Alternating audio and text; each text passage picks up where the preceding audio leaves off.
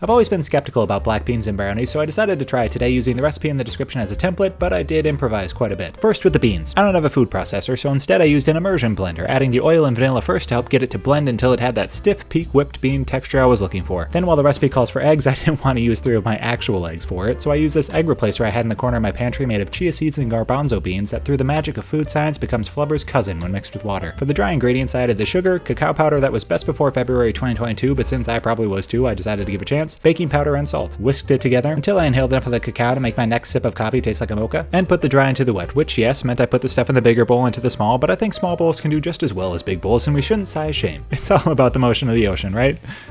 Right? Anyways, I added in chocolate chips, and since I don't have instant coffee, threw in some leftover coffee from what I was drinking, gave it a final stir, put it into a 9x9 pan, and threw it into a 350-degree oven for a little over 30 minutes. Now, while the edges came away from the side and there wasn't any jiggle when I took them out, they definitely didn't look fully done. Just very flat, and the ones in the middle could basically be turned back into batter, so I decided to improvise more by throwing those into a little glass bowl and cooking that for 15 more minutes at 350, which came out, I think, kind of okay. The taste was fine, although there was a hint of bean and the egg replacer added something in the background. I think the texture of mine was just inevitably going to be squishy too. Overall, I think user error won the day, but I know I'll still eat all these, and I'm gonna go buy some vegetables to make up for it.